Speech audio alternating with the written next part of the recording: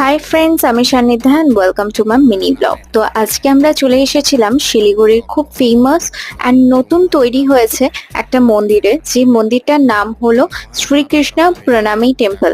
আর এটা ইস্কন মন্দিরের মতনই বলতে পারো, এত বড়। মন্দিরটা কিন্তু পুরোটাই গোল্ডেন টেম্পল।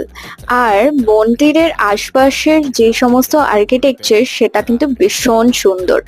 আমি প্রথমবার মন্দিরটাতে ভিজিট করলাম।